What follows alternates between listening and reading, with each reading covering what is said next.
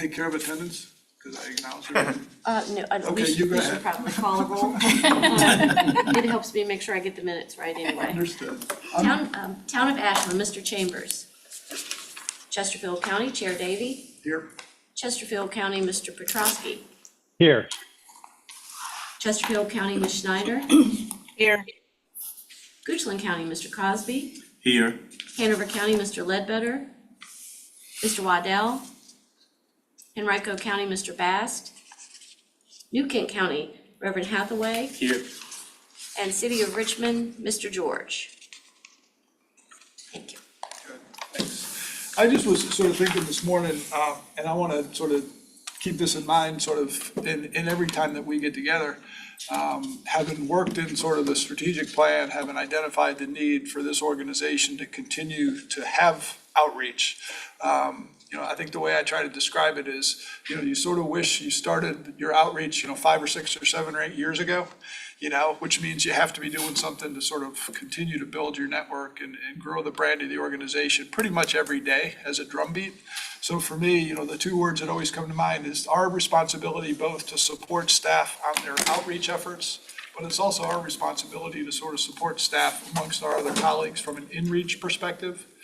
So if you're ever sort of having that question about, what are we doing as an outreach committee? It's keeping that drumbeat alive such that PlanRVA has that ammunition, in our rifles when we need it for whatever special project we've got going on or initiative that we've got going on. So it's not, always sort of the most exciting thing that we're doing as a committee, but I'm very excited about obviously what's happening with staff, and most of this agenda will be run by staff.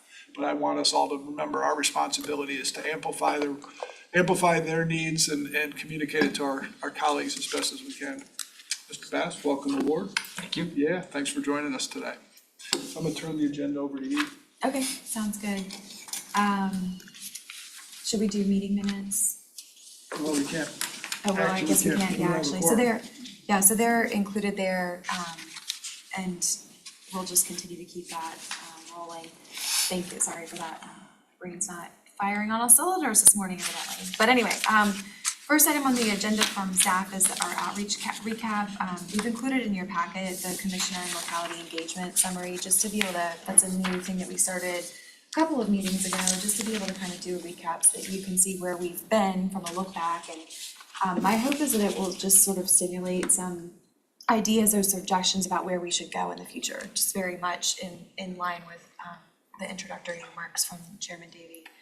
The other things that I wanted to share are just thanks for those that have agreed to serve on the committee. We're glad to have you, and appreciative of that. We've sent an invitation, so to speak, to all of our appointees from our local planning commissions, our citizen appointees, and then had an open invitation to commissioners. And so it was great to have so many people interested in the committee and kind of helping advise staff on how best to engage not only with our local jurisdictions, but out in the community that each represents. We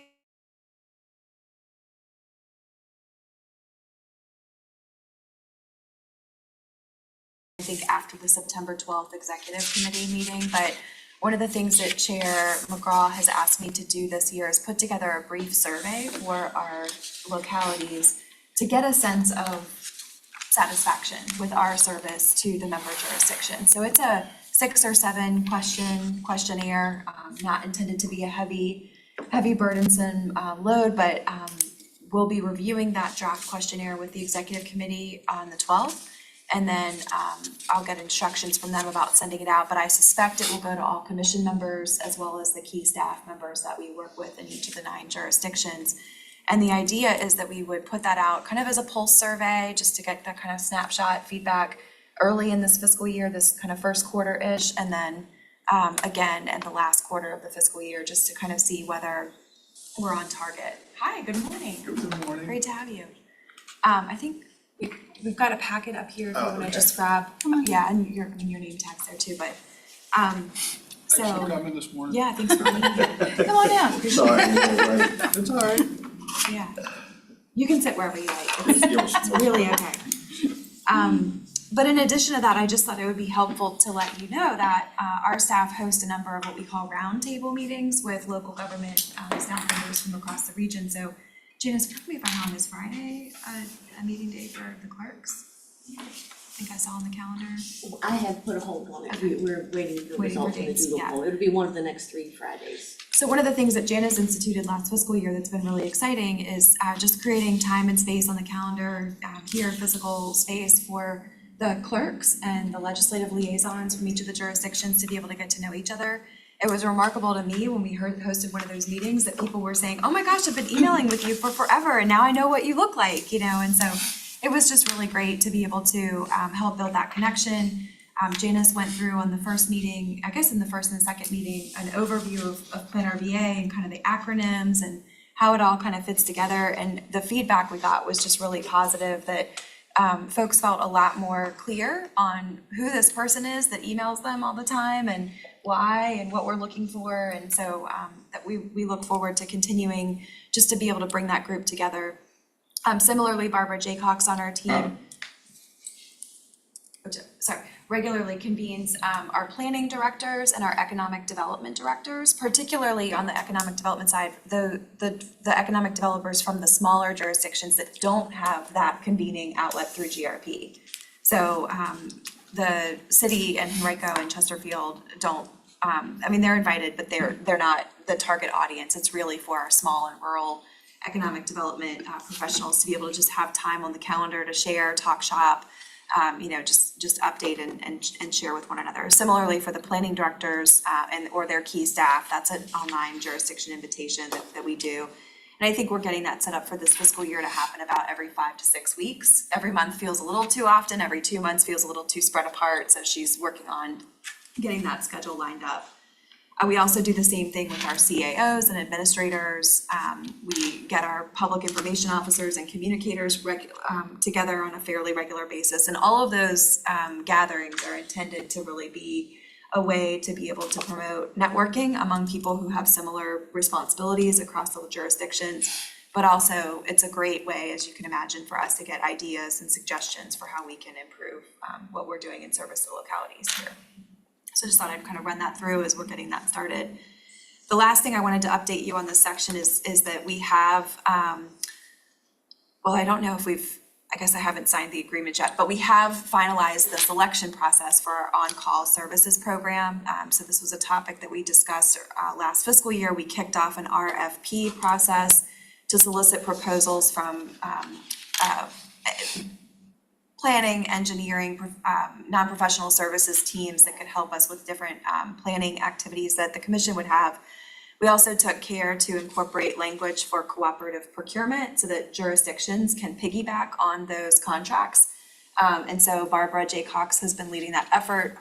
And once we get our master agreements executed, we'll be able to send notice out through our staff networks to be able to share with jurisdictions that we have this on-call bench and services can be provided directly from the jurisdictions or through PlanRVA if they need contract management support. I'm sorry, Ms. Schneider, I just saw your hand was raised. I was just wondering when you said all those cool connections that you're doing with the localities, do we ever do anything with schools? And I'm sorry if that's a naughty question to ask. I know not everybody gets along with their schools, but I just think that we just had a VACO meeting yesterday about how it would be a better operating thing if, you know, schools and county boards could work together to work on their comprehensive plans and stuff, because it would make the process so much easier. So I was just asking. Sorry. Yeah, we don't frankly interact that much with the school systems. I'm sure that's something that we could explore if that was of interest. Probably the biggest way that we would have a direct connection on a regular basis would be the planning personnel that work for the school boards. But even that, it's probably frankly more of a rarity than it is with the local government side of planning. But it's something we could look into. I remember it's been several years now, and I'm sure some of this is on your mind, but when Dr. Lane was in Chesterfield, he would regularly convene the superintendents. I don't know if that's still happening. It just hasn't been a space. The other thing that we used to do, and the Community Foundation took it over, during the pandemic, we did convene the education foundations that where they existed for each of the communities. And that was really an awesome conversation to just be a fly on the wall for. All we did was set up the Zoom link and schedule the day and the time, but the Community Foundation did take that over. And I think that relationship building early on in 2020 really did help to be able to continue that. And the team over in the grant making program there has continued that effort. Okay, thank you. I was just Good just observation. asking. I don't want to put more work on your plate. I was just asking. Yeah, let's talk more about it. I also think with the increasing interest around the K-12 funding and the JLARC report, that's likely something, frankly, that I'm anticipating is going to be a topic of discussion in November's commission meeting. So I don't think that you're probably alone in wondering that question.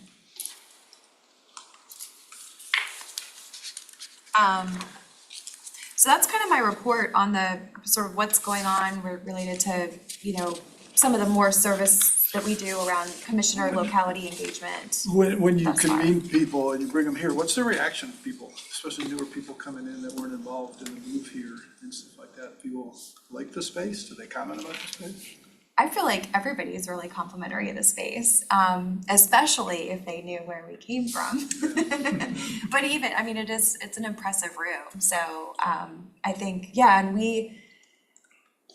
I don't have statistics, but I feel like every time we host something here, it generates a request for a group to want to use the space for something. So good example of that even is that the city is hosting their zoning review committee here as opposed to at City Hall. I don't know the whys and ins and outs of all of that, but Right. there's been lots of partner organizations and things like that want to see if they can reserve the space for future things. So it's sort of cool to live your mission, isn't it? Yes, Convene very people, much have a so. place that people like coming to? Very much so. Yeah, the physical element of being that regional convener has really come to fruition with the move here. Yeah, good. Yeah. Any questions? All right. Sid, can you cue up my slides, please? Yep.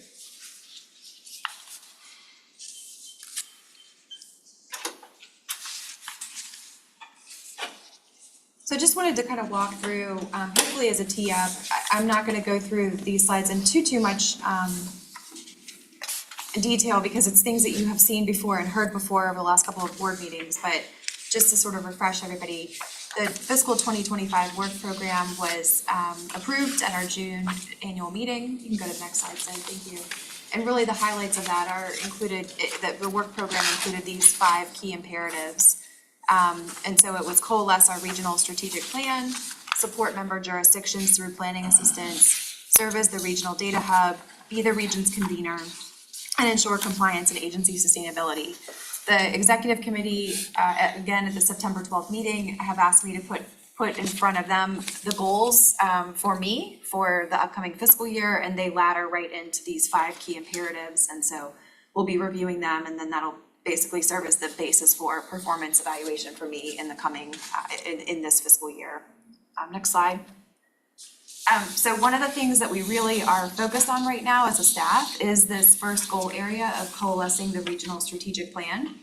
This is a requirement in Virginia Code. All planning district commissions, one of the primary responsibilities assigned to us from the General Assembly is to prepare a regional strategic plan. And we've really been looking at what that could mean for the Richmond region and how we can move this forward in a meaningful way.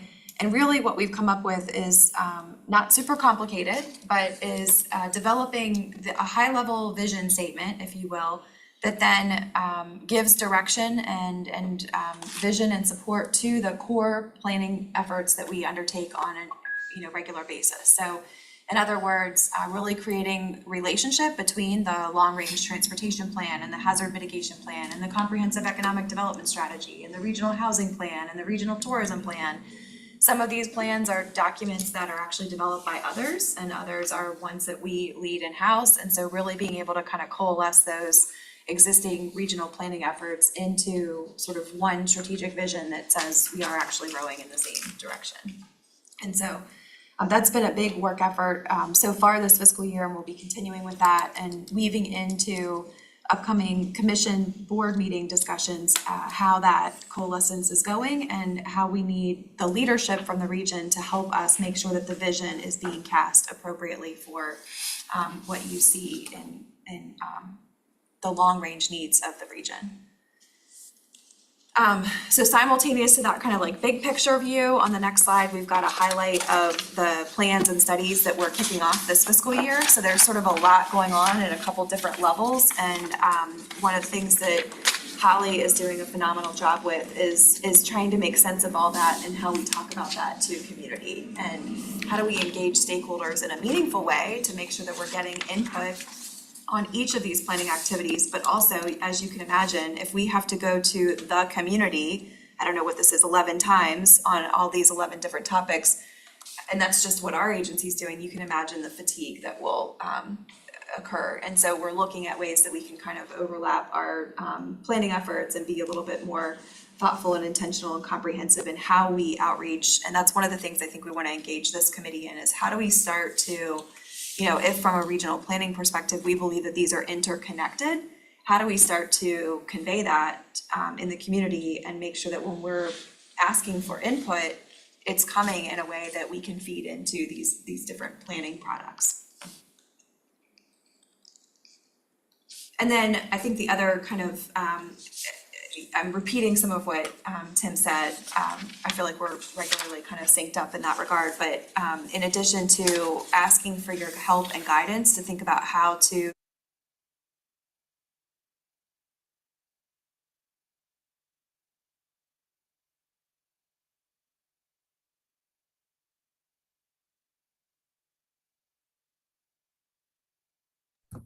planning assistance need to look like for you.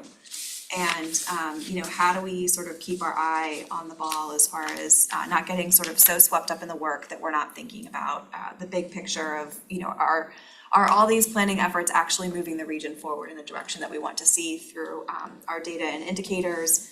And then really, again, circling back to community engagement, we've attempted to sort of set a spirit for this fiscal year that we're going to be about experimentation, and we're going to try things, and we're going to evaluate whether they were effective, and if they weren't, we'll try something different, and if they were, we'll work on how we can build that muscle to replicate that over time.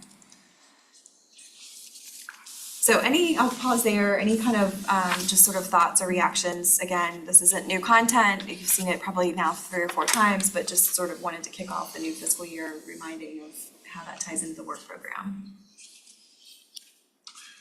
So tell me again about the survey of our communities. What's the action item, and how will we be participating in crafting that survey? So Dr. McGraw asked me to put together questions Okay. to be reviewed by the executive committee on the 12th. I don't know too much more than that. Okay. I don't know if the executive committee will want to move that to this committee, or they will want to say, go ahead and release it.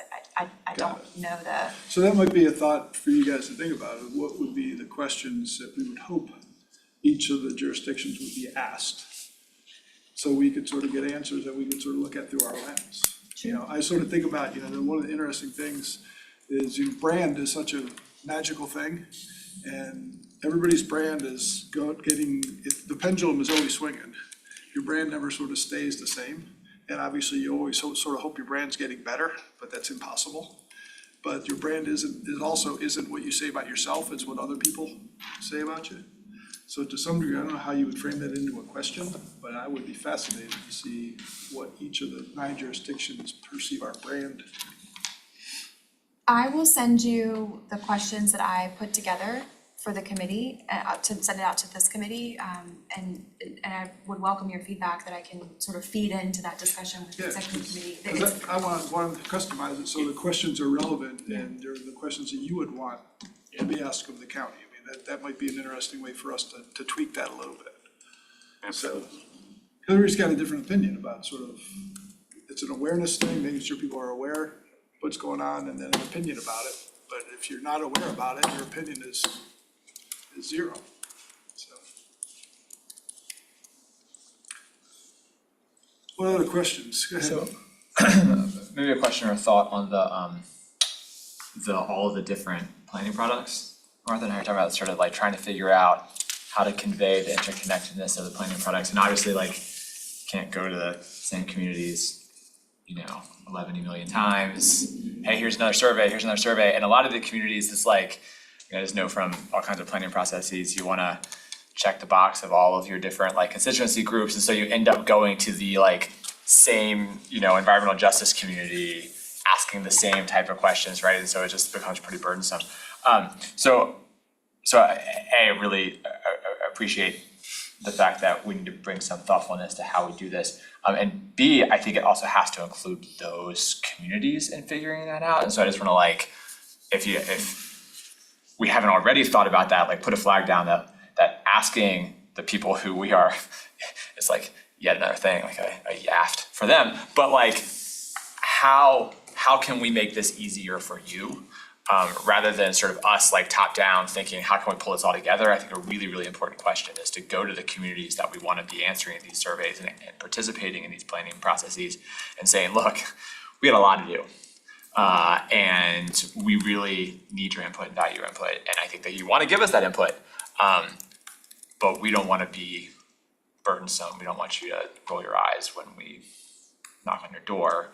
So how can we make this, easier for you? And I think getting some of those solutions bubbling up is going to be a really important part of that process. So I want to make sure to say that. Thank you for that.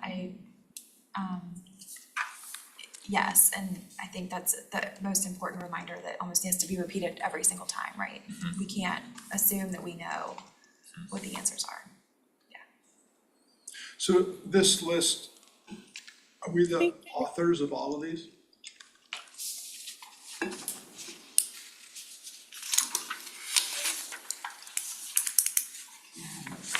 Yes.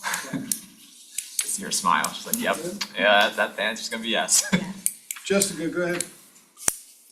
So as far as surveys, I mean, I know I share on my socials, and my community is more than happy to fill out, especially like the environmental. I mean, I've had a lot of folks that were more than happy to fill out surveys that you guys have put out and I've shared on social. So I don't know how many other of our electeds or people that are on our other committees are on socials. I know on my board, I think I'm the only one that's really on socials active, but I think that's a great way of getting more people engaged also within the locality areas as well, and communities, to get a more broad opinion from people, but as far as priorities. You're reminding me that even though we're in this world and we do this work all the time, the rest of the world isn't in this work and does it all the time. So sometimes people do need more than one or two reminders. And so even though it feels like maybe we are asking a lot, sometimes, psychology says that humans need to see something multiple times in order to fully comprehend it. So that's probably also useful to think about. It might feel like a lot to us, but it might not always to everyone. And we should probably ask that question. Does it feel like too much? Well, Yeah. people, and to your question, like sort of laughing about, are we the author of all these? Like, but the people who are answering these questions, they don't know, they don't care, right? They just know it's another government thing that they gotta like fill out, to provide their input, whether it's Richmond asking or PlanRVA asking or Henrico asking or some other group asking for input. A lot of these folks, because once somebody has successfully, or the state asking, right? It's like once somebody has successfully responded and has solved a problem for a government agency of finding a constituency that they can say, this constituency group provided input, it's like, oh, we're gonna go back to that well again and again and again and again, and we don't want it to dry up. And a lot of those folks like aren't on social, or that's not how they do it, or that's not how they provide feedback, and so I think that's our charge. Right? But it's a good, Jessica's point is good. I mean, that avenue in social is dramatically different than sending an email. Mm-hmm. Because people's email boxes can be completely filled out. So there's a complementary way to reach other people using social. There's also a complementary way to reach people using other mechanisms as well. So yeah, any ideas that we actually have to improve that, or at least if nothing else, when somebody says, did you try this approach? You say, of course we tried, because we're professionals, we knew how to try it, and it didn't work, but we're not gonna do it anymore. But you do have to try to reach out a bunch of different ways. We're trying to encourage the other planning commissioners to take the surveys and put it on their social media. The county has finally agreed to do that. We've had a lot of turnover, but at least they're posting it. And then I have several, and I'm putting them out there. Well, the reality is the offer that you all have made to share in whatever digital network or other networks that you are part of lends so much credibility to what we're trying to push out. I mean, somebody could see it on PlanRVA, but if they see it or they hear it coming from you, it means a lot more. And I mean, that's just, and so I think one of the things that we want to understand is how do we make that as easy as possible for you all as sort of our ambassadors to and tell us if digital social is a great way to reach people in the Clover Hill district, then we want to keep leveraging that, right?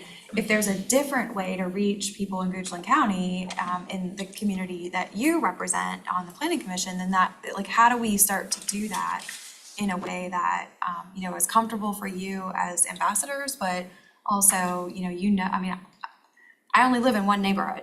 It's impossible for me to know the DNA, of each of the communities, the constituencies that make up this community. And so that's a big part of this discussion.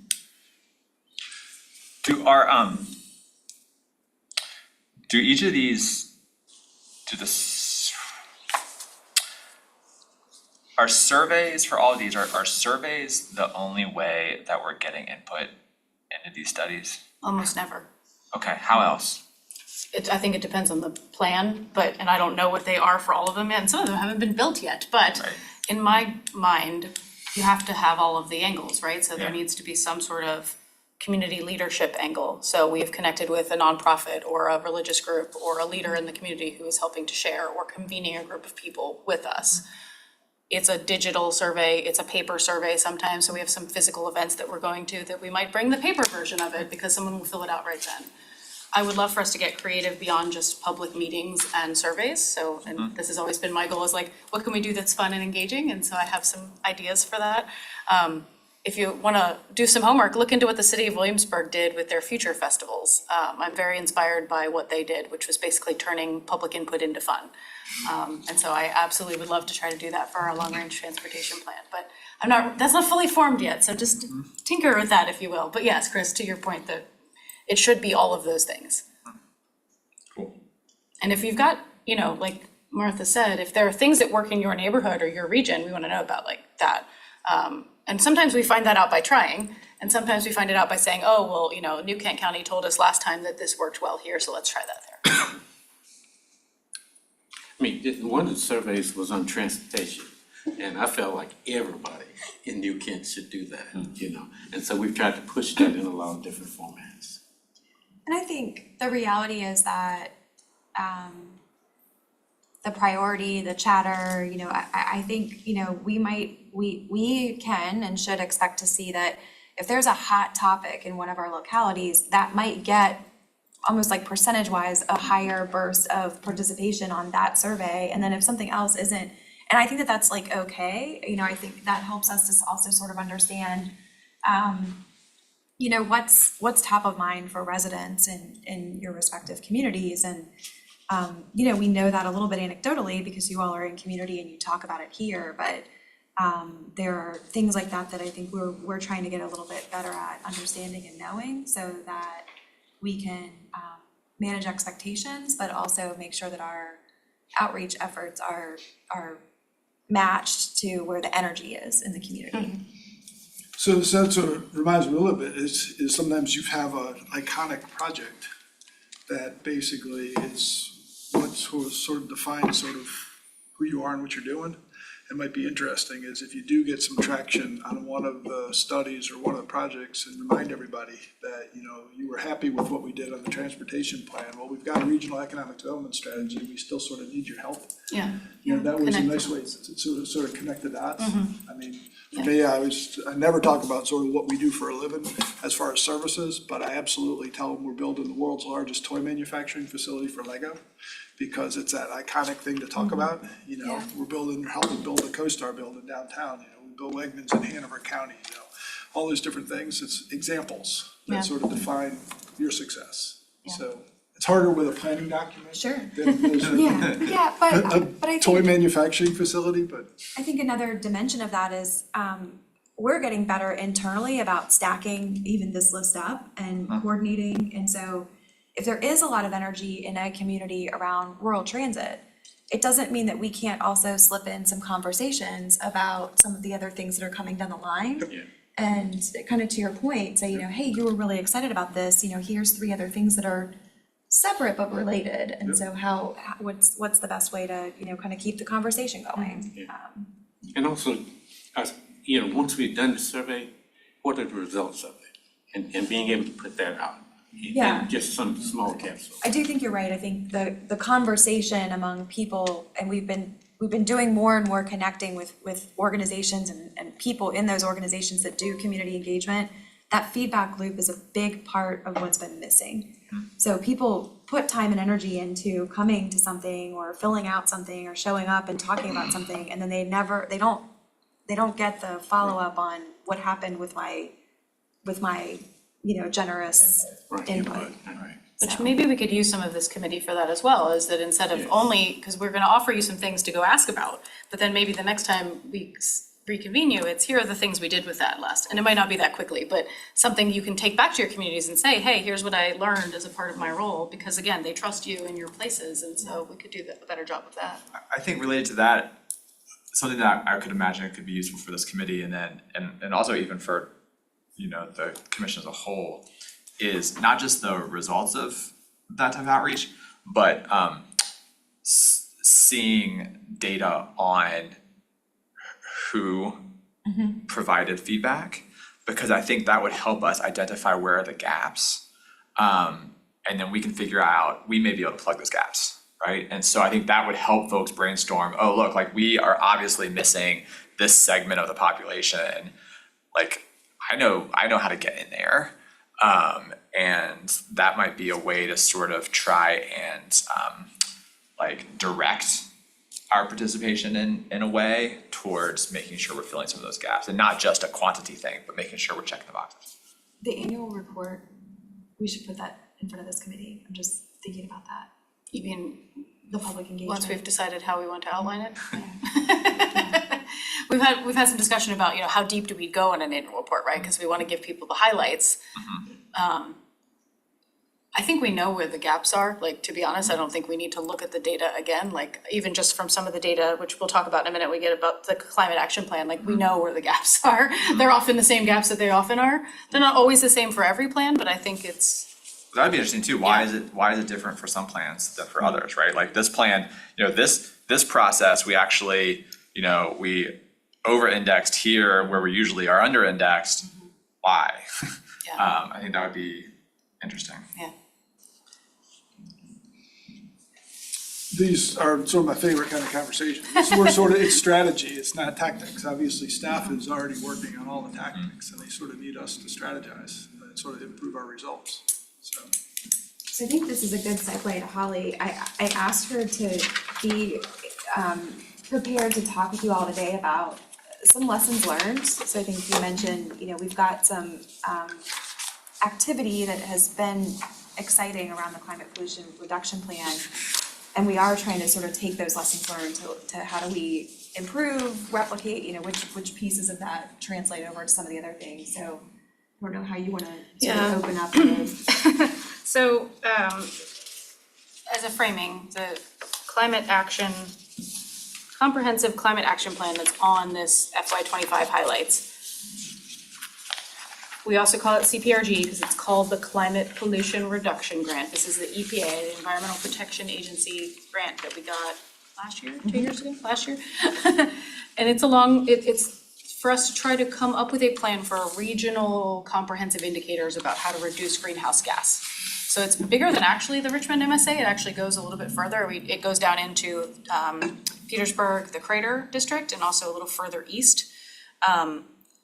So, gosh, and I think when I say that it's different in each, sometimes the gaps are different. I think it also depends on how far we're trying to reach, right? Like how big are we trying to reach? What parts of the region are we trying to reach?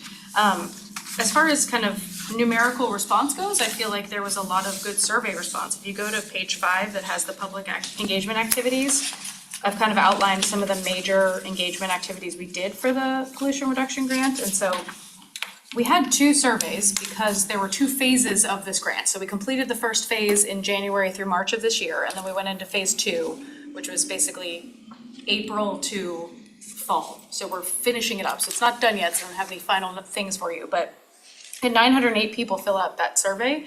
And if you filled out that survey, you saw that it was quite long and comprehensive. And so that's exciting. About that many people filled out the first one too. So we've got probably, almost 2,000 responses about a very intensive greenhouse gas reduction plan with indicators and measures, asking people what they thought the right direction to go is. So that feels good. Now, if you look at numerically who we're reaching a lot of the same kind of metro populations, mostly Richmond, mostly Chesterfield, mostly Henrico. We did not reach with the survey very well to the rural areas. We also didn't represent a racially diverse community. So that's a gap, right? So we know that just from filling out a survey, no matter how it was shared in a lot of ways, online, social media, via the different localities, via different groups. But the kinds of people that were filling it out tended to be mostly white, mostly well-incomed, and mostly in the major core of the Richmond region, right? The 3 most populous counties, if you will.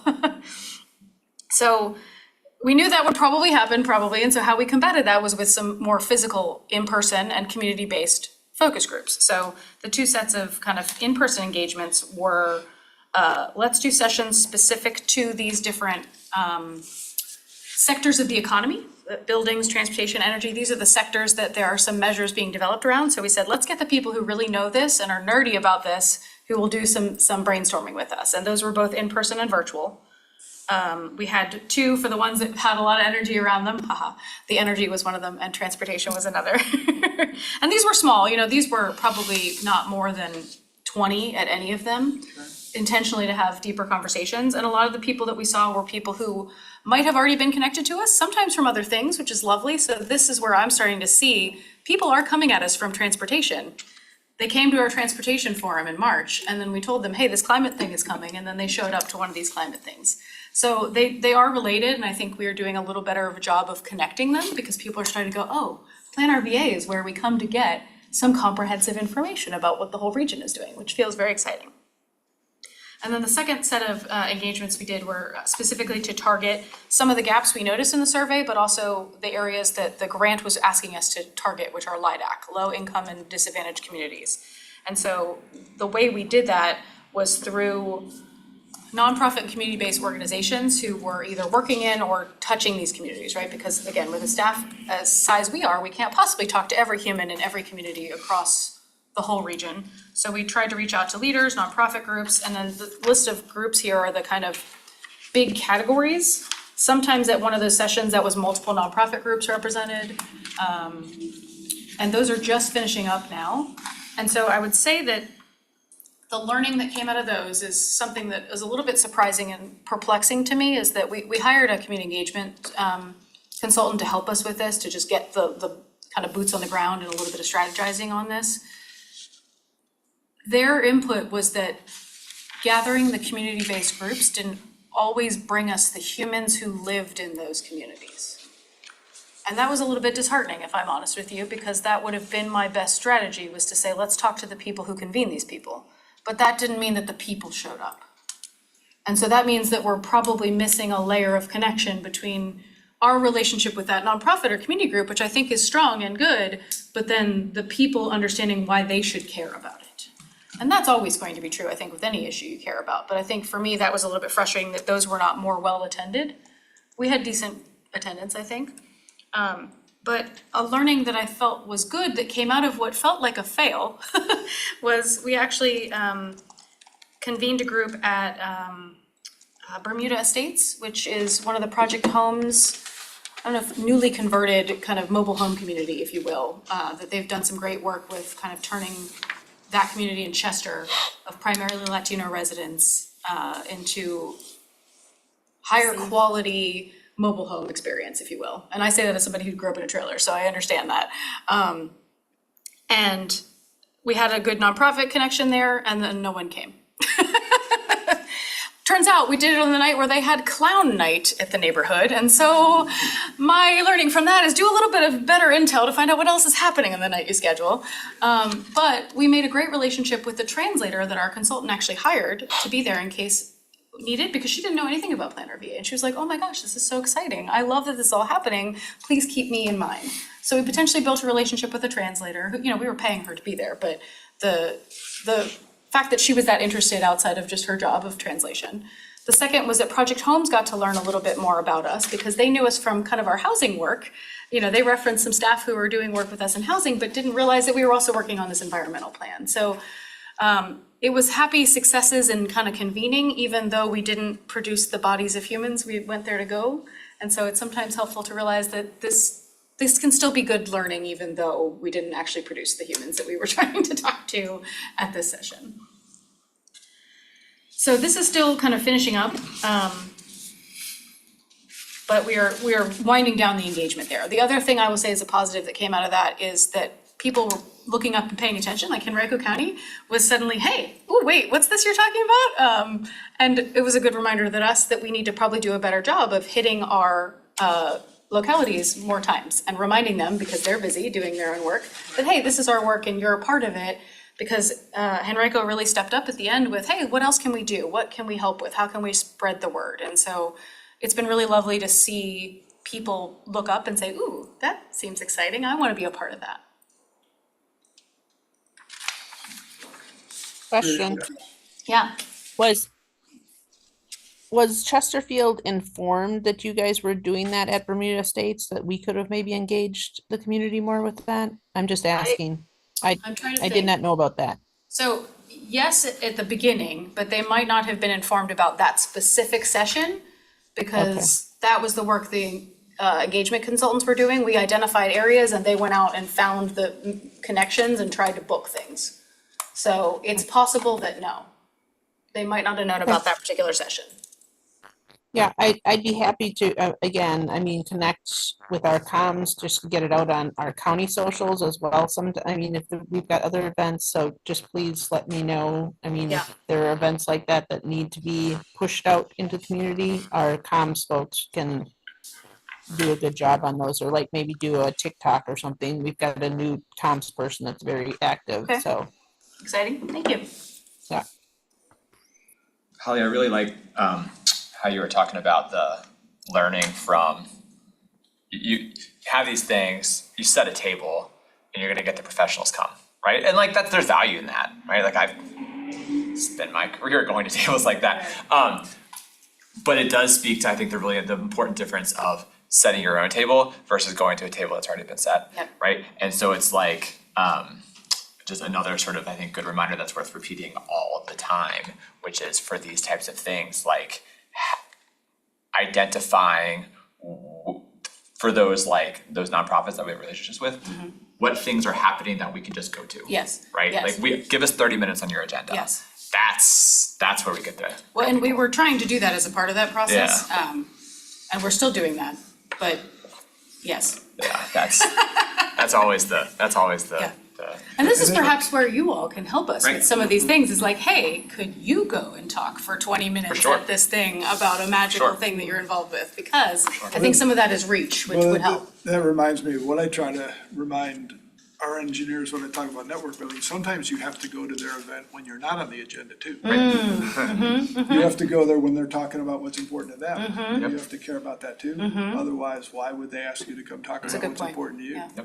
So that's where you guys, all of us, growing and building our network. And I try to recast the word networking as network building, which means you're always trying to improve your network. And you can always add people to your network every day. Yeah. It is, that's a really great point though about using us in that way, because hosting your own thing is a lot of work, a lot of time. Yep. It's also an extraordinarily amount of time if you're thinking like just using staff capacity to go out to all these Exactly. places. But I think we can be so additive there, especially if it's something that's happening in our community that we may have an interest in going for other reasons, or we already have put in some time to build a network there, going and Yep. getting on, just participating in that. Because it doesn't have to be as big of a deal, right? And one of the things that I've wrestled with is really identifying who are the stakeholders in the community, and they're not necessarily the people you think. But there's some people that can say, hey, we need you to come out, and folk will respond. And a lot of the organizations are still having the same problem getting the community out because they don't tap into the stakeholders. So I know it's 9:48. Would now be the time to transition to the rural transportation program, or you wanna talk about all of the programs that are coming up? I think the rural, from my perspective, the rural transit project is super timely. Okay. So. It is, okay. So on that list of programs you have coming up, one of them is the rural public transportation. It's more of an analysis than a study, I guess, although I don't know that that matters a ton. So we've just launched this, but I'm so happy that there is New Kent in the room, because New Kent is one of the areas that we especially need, and you definitely got an email from me about this. So I'm interested to pick your brain after this. So this is a small scale project in that we're only hitting 5 counties, rural counties, where we are trying to identify what are the public transportation needs in these rural counties, because they are not served as well as Henrico, Chesterfield, and Richmond. And so the 5 counties are Hanover, Goochland, Powhatan, New Kent, and Charles City, right?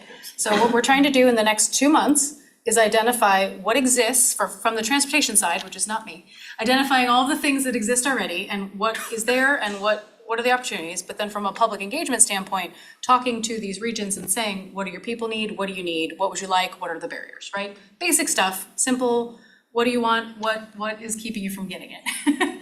So the counties have been very responsive. We had a whole, again, stakeholder list and champions of folks that we reached out to, first via email with, hey, here's what we're doing. We have an online tool, but we also want to come to you to what are you already doing? What great activities are already the people in your places gathering that we can show up to? And where are the best ones? And then help us identify what we're missing. So over the next month, so between September and October, Dan Mata, who's our transportation planner who's leading this up, and we've identified roughly, we're trying to hit 2 in-person engagements in each of these counties in the next 2 months. And we have identified most of them, but we have gaps in New Kent and Charles City, because there are just fewer places that are either happening already or that we have a good in. And so our ask to you, and I will send this all to you later, is we have an online survey, right? That's the simplest version. Share that, there's a flyer, it's a couple of questions, it's easy to engage with. It's also the way that we are soft launching our social pinpoint tool, that engagement platform that we talked about a few months ago that we were going to launch. We're launching it with this program. So it is a place where all of kind of the one-stop shopping can be of engagement, so you can track the progress of the program, you can put results there and people can see, hey, I told you this, here are the results. There's also an interactive mapping tool which asks people, hey, where are you going? Because one of the things that's important in public transportation is identifying what are the pathways. Are people going from home to school? Are they going from school to healthcare facility? Are they going from healthcare facility to healthcare facility? So the ask that I have for you all is to share this with your places. We've already hit kind of what I think are the major planners, public information officers, county administrators, and in some cases, elected officials. So beyond just the county elected officials, but legislators and senators. But we could use your help kind of resharing that. And then helping us identify if there are any groups that are gathering in those counties that we should be attending. Or if we would like to work with you to gather them ourselves. So we have a call this afternoon with the Virginia Department of Health that serves the Chickahominy district to talk about how we can go and find the people where they already are, or if she can help us gather some folks, because she's like, yes, I have lots of people who have needs, and I would love to talk to you about that. Is Amy Inman, are you talking with her? Yes. So, questions? So I think I received that particular Good, yay. one that you mentioned, that particular survey. But how can we get, I guess, a copy or copies of that survey to give out? Because like, we have a very vocal group. Actually, a couple of vocal groups that they're all over top of everything in Goochland County. And that would be good to get in their hands because they are, right now, I found out yesterday morning, they're doing a lot of, having a lot of conversation about, excuse me, school bus transportation and some of the issues, but that will also translate into public transportation as well, because we really don't, in Goochland County, have any. I mean, the bus, GRTC does cross the line, down in the Short Pump area. We had talked about, or they had talked about a long time ago, having a partnership further into the county with GRTC as well as with Jaunt out of Charlottesville. But both of those are kind of fizzled out a little bit.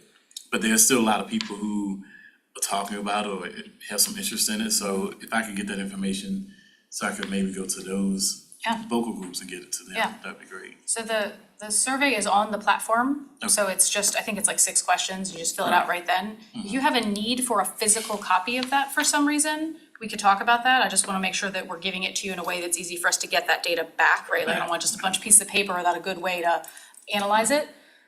So I will send you all the kind of the sample language, although you have it if I send it to you, right? So that link is engage.planrva.org. And that's where all of our engagement projects will be. So right now, there's only one. You go to that page, you'll click on it, and it Okay. takes you to the rural transit study. But what I can also kind of resend the whole committee, because not everybody on this committee got it, was the flyer with the talking points, with the QR code and a link to the survey. And then just my reiteration of if you've got a group that we should talk to, connect me, please. And as soon as we have these events scheduled, they'll also go on the site. They're just not all scheduled yet, but those, we should knock out a few of them at least probably by tomorrow that I can have on the site to share. And I think the ask is in places and spaces where you feel comfortable leveraging your network to pass this information on, we invite you to do so and give Holly the feedback to know whether what you got is useful to do that. If it's easier or it makes more sense for a variety of different reasons to make an introduction, that's fine too. So I think we're trying to create different ways that we can meet you where you are with your networks. And so if you'd rather make an intro to Holly and then then those, Holly and that person or that group talks, I think that's fine. The intro is super helpful though, because if you just pass us the email information or the contact information and Holly reaches out, yes, she can, with your permission, say, Chris or Dwayne gave me your contact information, but that vouch isn't happening then. And that's, I think, the part that we lack sometimes is, people are busy, and if they don't have the credibility of the introduction, Tim Davey tells somebody that Martha's worth talking to, that's a lot more important than if I just cold call them myself. It's a referral versus a sale, Yeah. and that's the way I always try to pitch it. Jessica, you had your hand up, sorry, I missed it. That was an accidental, sorry. Got it. No, but I'd say the same thing, there's different ways to So, keep yeah, and keep it at the top of your inbox. And I think all of us have probably encountered things where we're not the right person to share the information, but we know, and so we can talk about the nuances of that when it's not, maybe the right thing to come from or through us, but, and I don't think we mind cold calling, but I think we're just trying to underscore the emphasis of that credibility that you all bring in your communities. Any I'm questions gonna about really that? push that. Yeah, And I was just thinking, the Chamber of Commerce, the chair is a member of our church. Oh, great, okay. Yeah. So there's all kinds of things like that where those ends are just not things that we know about. That'd be great, Yeah, so I'm gonna really push that with him. thank you. And I'll add just a personal connection. My first week of work, I think I went to a bunch of Charles City meetings. There was I think the Yeah, there were economic lots of development, activities last yeah, year. there were, and I met so many great folks, and I feel like now because I met those people my first week, now I have a human connection that I can say, hey, by the way, remember when we met last year, or, you know, I've seen them since, but that human connection makes a difference, and it's nice to be able to put a face, be like, oh, that was you that emailed me, yes, so that helps, thank you. We could trick them and just say it's a Centerville Small Area Plan. They'll all respond to that one. All right, I think Thank the you. other thing, just I'll say, is that one of the things we're trying to do is get a little bit farther out in forecasting to you what things are coming, so that you all can start to say, ooh, hot topic in our issue, in our community, It's that's either obvious. gonna be good timing or, you know, I think because, I mean, many of you sit on planning commission, so you know what your docket looks like. I mean, there's some things like that that also will sort of help us. Once we get into establishing these timelines and schedules, I think we become a bit inflexible because we have to start and stop things. But if we can know on the front end, you know, Whether there's headwinds or tailwinds. yeah, and I think about things that have happened in all of your communities where, you know, there's been a, you know, kind of a flywheel that's gotten a lot of attention, positive and negative. Sometimes it's hard to cut through the noise of that rezoning or that, you know, kind of big topic. And I think that situational awareness for us will be really helpful. To either, from a talking point perspective, say, no, this doesn't actually have anything to do with that, or yes, it does, or, you know, whatever that guidance you can give us on that front is also really important. First, there's a segment in our community that's simply not computer savvy. And so they never participate in surveys, and yet they're people we need to talk to. Yeah. How do we go about, if I print it out the survey and actually talk to them and then provide their contact information, and I can actually input it? Does that help, or does that create a problem? I think Holly was saying that a moment ago. I mean, I think we want to have a mechanism to be able to receive Right. like manual paper input. We definitely do not want to exclude people that can't or don't feel comfortable using online survey tools. So I just think it's a solution that we need to develop. Well, and I think your question was, if you get it, can you just put it in the tool? Yes. Right, if I go out Yes. to 20 people Yes, and I conduct a survey, I would get their contact information so you know that it's another person. Yeah. But I could still put it in Yeah, I mean, if you Okay. can, with their permission, with their permission, absolutely. yeah. represent them in actually keying it in, Yeah. absolutely. Okay, Because it's not asking for their name or contact information, it's Right. just some basic demographics and then what are their questions. So that, yes, each entry would capture them as an individual human.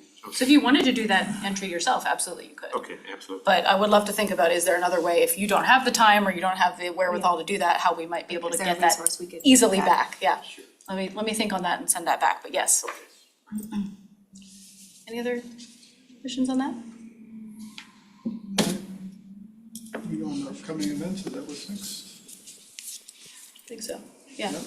So the September 4th is RVA Community Night. We participated in that last year. We will also be there again, tabling ahead of the game. So there are some nonprofit groups that are been asked to be there and before the game up until halftime. There's not halftime in baseball. Before the game up until You're I just for- seeing if people are paying attention. yeah, right? Like up until like Sports. maybe the start of the game. Yeah, I don't know. So about the first pitch. Depends on First, how, the first pitch, depends okay. on how long the inning goes. Yeah, right. If there are any late struggles, we'll stay and talk to them, but come see us ahead of the game. The chair of the MACV group is going to be doing the first pitch. Oh, cool. I didn't realize Steven, that, okay. I okay. found that on Monday's meeting. Oh, so great. that's The one of Emergency Management Alliance is essentially who we have a sponsorship with the Squirrels through, that group, and so we have that spot, which also means we have some free tickets. So if you are in need of free tickets for that game, please let me know. Do we have any left from last week? What date, what is this? September 4th. We do, I think Katie has Physical- more, there's so still it's some next. there. There's still some here? Yeah. Okay. Tuesday, And Katie Wednesday. has some more if we need to get. Okay, so we have physical tickets here for you if you'd like to take them before you go. We also have access to more that will have an online form to get people, essentially to like, if you want to offer them to your friendly public to say, hey, who wants to come and support me? You can send that out and we'll handle that. The next is Civic Action Series, September 18th. This is co-led program through many kind of anchor institutions in town, primarily run through the community foundation, about how we can participate in these civic action conversations. So how do people who are doing this work care about it and convene around a bunch of different topics? This next one is on workforce, I believe. Sorry, I'm trying to get the details. Creating an equitable and resilient labor market. So it's a free event. It's from 5 to 6:30. Registration is now open. It's at the Virginia Rep Center for Arts and Education. Their new old space on Hermitage Road, right? That converted building that kind of got changed into. I haven't seen yet, so that's exciting. So hearing from the region's workforce professionals and advocates about strategies to address labor market challenges. So we're just one of the organizations kind of shepherding this conversation about what does it feel like to be civically engaged. So if you would like to attend that or share that, I believe that seats are often limited and sell out early, so I would say register if you can. This link is in the agenda right here, so if you have this electronically, you can click on it right there. It'll also be in a newsletter, coming out this week. Yeah. You wanna talk about the port visit? Yeah, as members of the commission, the invitation and official information, I think we plan it to come out after Labor Day, because I think talking about October before Labor Day is overwhelming. Yeah. So Janice and Dorian have been doing a great job to work with the Port of Virginia to schedule this visit. So in lieu of the regular TPO meeting on October 3rd, and I will note there is no commission meeting on October, the following week, right? Yeah, so this is like the twofer. The TPO is inviting the commission and the CVTA to join them in a field trip, if you will, to visit the ports of Hampton Roads and Port of Richmond facilities. So we'll get a literally inside the gate tour at Port of Richmond, and still working on details in Hampton Roads. We're expecting a large number of attendees. GRTC has generously offered transportation for us, so we'll be able to provide transportation to the facilities. Depending on final logistics, will either be on a boat, navigating the waters that enter the port facilities, so we'll be able to see from the water view the different port facilities from Hampton Roads, which is indeed a really unique experience. Or also unique, will be on site at some of the Hampton Roads port facilities. As you can imagine, the waterways are a little bit easier to see multiple sites as opposed to navigating traffic in that area. But we'll have those details, and registration information is going to come out next week about that. But it'll be an all-day commitment, if you will. But transportation and lunch will be provided, and Stephen Edwards is on deck to be able to address us. He's the CEO of the Port of Virginia, and just a really phenomenal human being and leader in, I guess, really international economic development, but certainly good service to Virginia. So so we're really excited about that. And we're hoping that if this event is a success, Janice and I have been already brainstorming about perhaps there might be a similar kind of under the hood, behind the scenes, regional facility tour that we could pull off in service to our board members every year. So we would love input on that if there's other types of facilities that would be beneficial. At the last commission meeting, Kim Hines made the offer of coordinating like a landfill tour. There's different things like that, assets, facilities in our region that as leaders, it might be beneficial to coordinate a trip together to go to see. So thoughts on that would be helpful. I just put these on here, joint annual meeting, just as a reminder, December 5th. Again, it's here for you all to flag, because on that sort of dual role of this committee, thinking about what the engagement and community looks like, but also how do we keep our membership engaged. And so we want to make sure that the content that we are bringing to commission meetings is beneficial. You hopefully saw the email that Janice and I put together following the August 1st commission meeting. This is something we're trying this year. Just a quick recap, 2 things you want to know, whether you were at the August 1st meeting or you missed it. Here's some just quick follow-up information and a preview of the next board meeting's agenda. As you start to see things as committee members, if you all could give us feedback on those different tactics, what's a good thing and keep doing it, what's maybe not worth the effort. That way we can start to really focus on what makes the most impact for you all. And similarly, from a content development with the joint annual meeting. And then, last but not least, we are, with the schedule change this year, moving joint annual meeting from summer to winter to coincide with the end of the calendar year. We are separating the plan, what's been called the last 2 years PlanRVA Day, from the joint annual meeting. We have a tentative date of March 14th. We are in the process of citing a site exploration.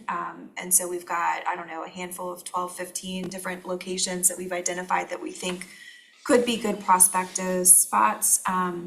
Looking for something reasonably centrally located, good parking, good transit accessibility, good ADA accessibility, easy for people to find and navigate to and from, bicycling as well.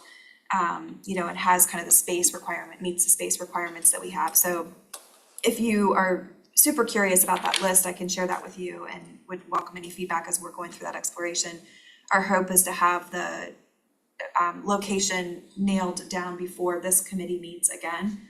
And ideally then we can start to engage you all in what staff has come up with as recommendations for what the outline of that day. So we're moving it off-site and we're moving it to a full day of content, and really trying to think about this as a way to invite community in to think about the regional strategic plan and the components thereof, and to the extent that it aligns with public engagement, make that be kind of a place and space for whether it's community experts, subject matter people, or just curious citizens to be able to input on what we're doing.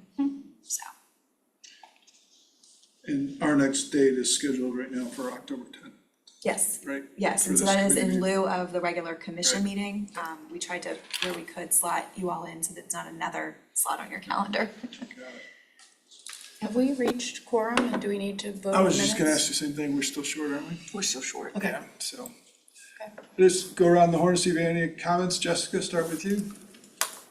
What was the October 10th that you were just talking about?